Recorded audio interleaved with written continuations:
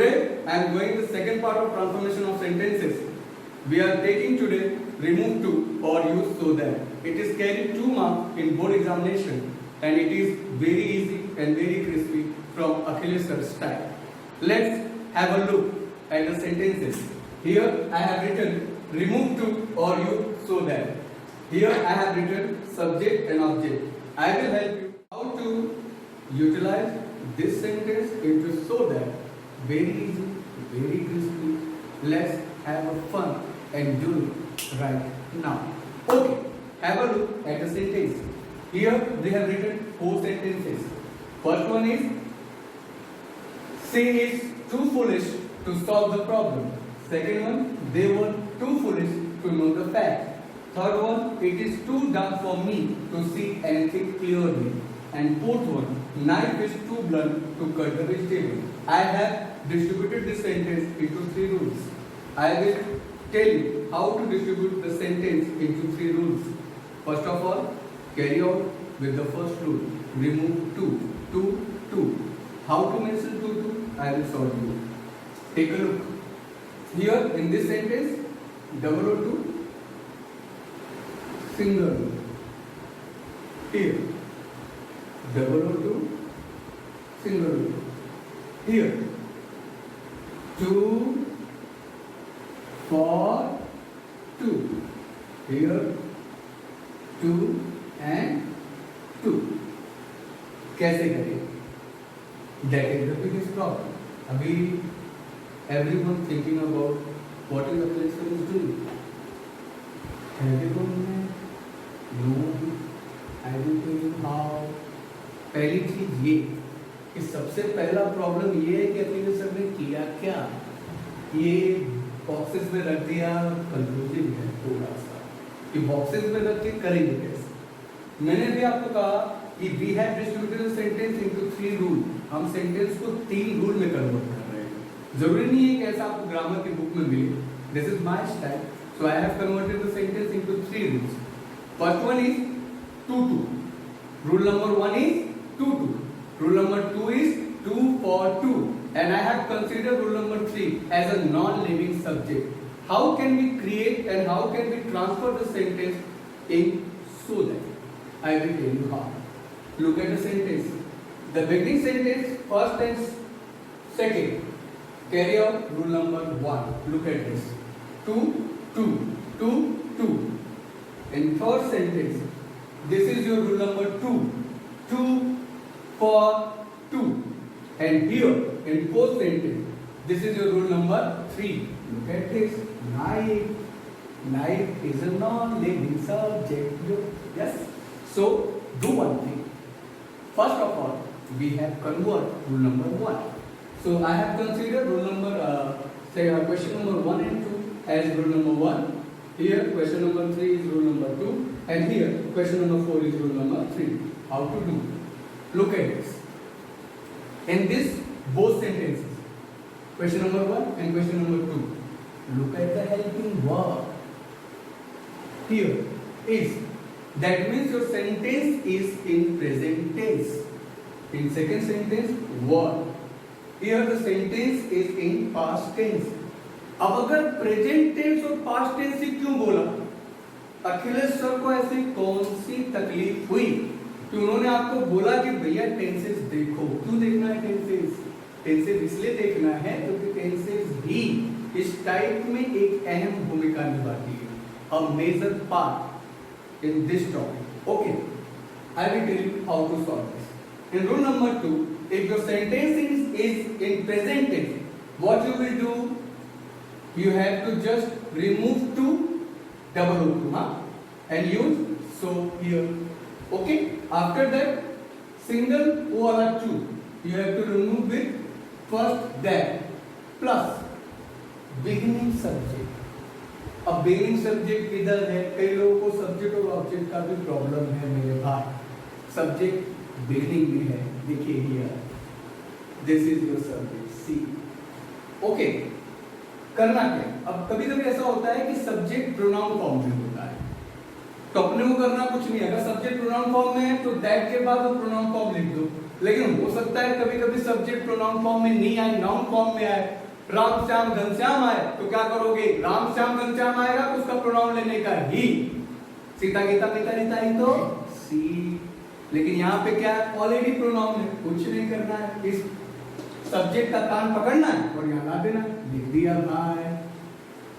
अब आपको याद होगा कि मैंने एक चीज कही थी कि आपका सेंटेंस प्रेजेंट में होगा तो क्या होगा, पास्ट में होगा तो क्या होगा। अगर आपका सेंटेंस प्रेजेंट में होगा तो आप यूज करोगे सब्जेक्ट के बाद कैन नॉट। कैन नॉट कब यूज करेंगे, जब सेंटेंस प्रेजेंट टेंस में होगा। आंसर आ गया मेरे भाई, नहीं पता चला? अभी आंसर बताता हूं। Look at this. She is so foolish that she can not solve the problem. एक नंबर। Second one, this one easy है, सेम वे से जाना है, कोई बुरा गणित नहीं करना है, ग्रामर का बहुत ज्यादा बर्डन नहीं लेना, बहुत इजी होता है। बार बार बोलता हूँ, जो बोरिंग बोले उसको बोलो शट योर माउथ। क्या बोलोगे, shut your mouth, grammar is not boring. Do the second sentence here.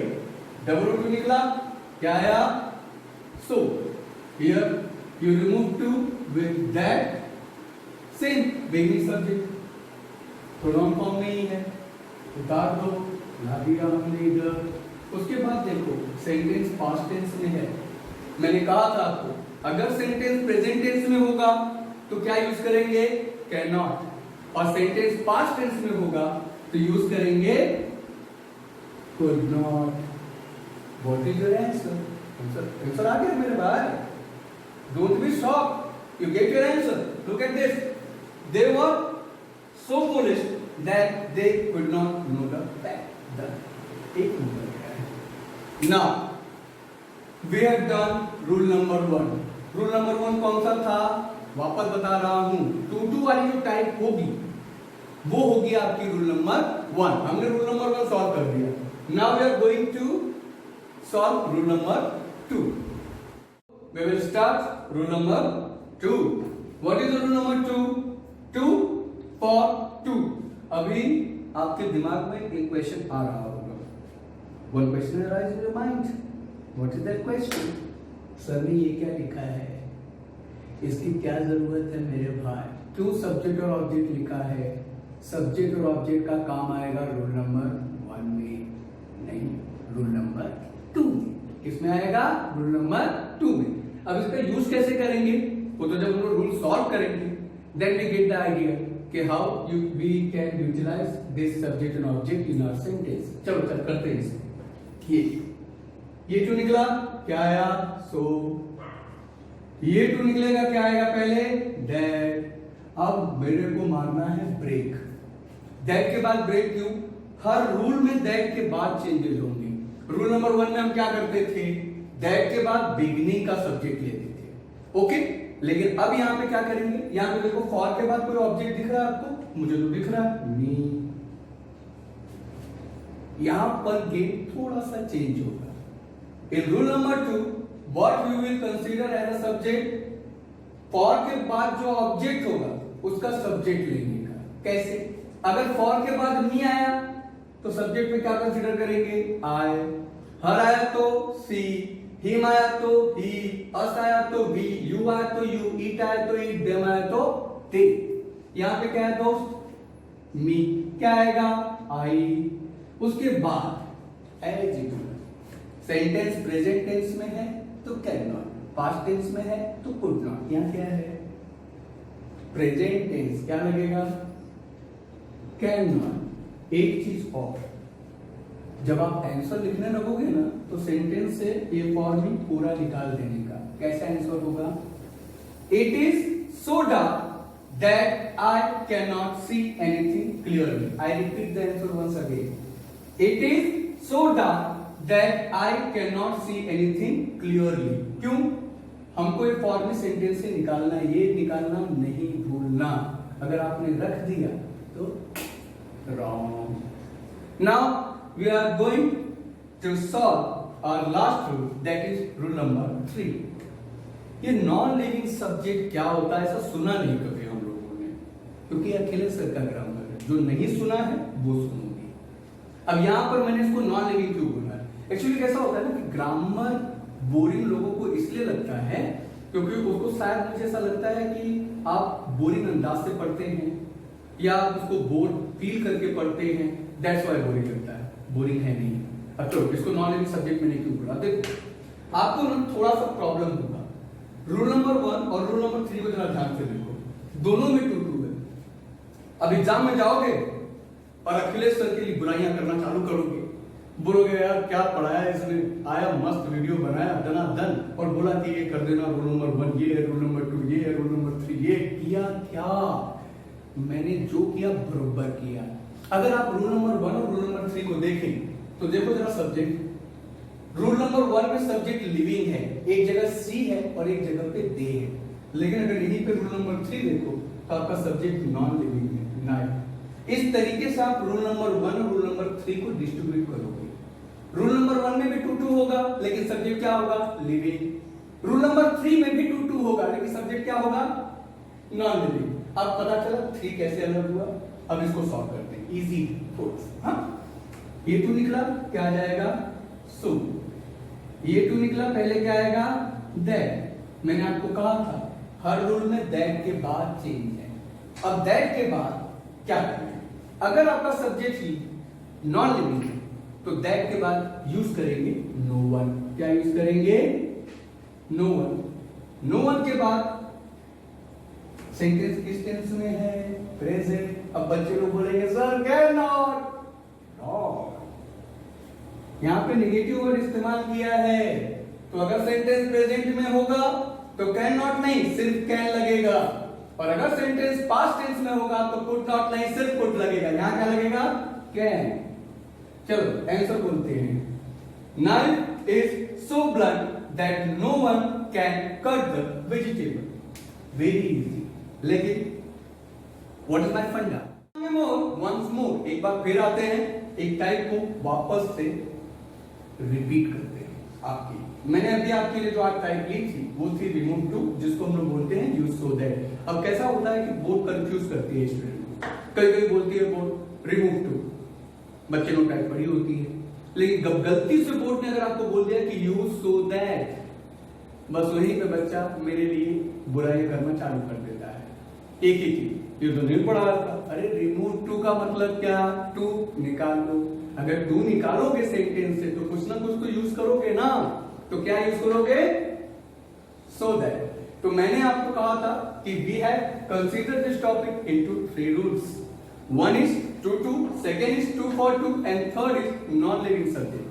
Here I have written 4 sentences. 2 sentences belonging rule number 1, third sentence belongs to rule number 3, and 4th sentence belongs to rule number 3. That is non-living subject. Okay, so we will proceed with the topic. First one is she is too foolish to solve the problem. Here we have removed double wala to with so and single wala to with that after the beginning subject. If your sentence is in present tense, you will use cannot. In second sentence, they were too foolish to know the fact. Here you replace double wala to with so, single wala to with that plus beginning subject plus this sentence is belong from past tense. So here we have written could not. This is rule number 1. Rule number 2. It is too dark for me to see anything clearly. Here this sentence belongs to rule number 2. 2 for 2. What you will do? Replace double wala to with so. Replace single wala to with that. After that, for के बाद जो object है उसका subject. यहाँ पे मैंने subject और object दोनों लिखा, उसको कॉपी कर लेना, ठीक। फॉर के बाद जो ऑब्जेक्ट है उसका सब्जेक्ट लेना है आपको। यहाँ पे फॉर के बाद मी था तो मैंने उसका सब्जेक्ट लिया are.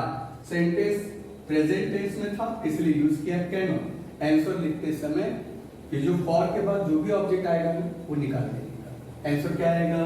It is so dark that I can not see anything clearly. Third sentence, what is your third sentence? This is non-living subject.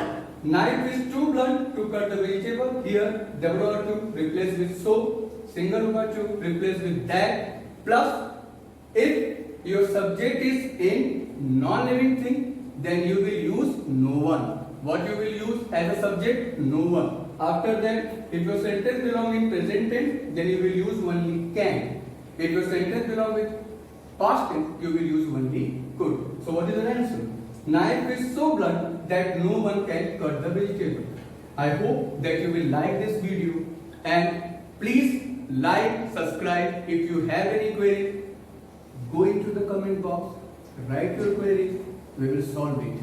Okay, be safe, stay at home, stay safe, and we will always with you, coming soon with my latest video part 3. Thank you so much.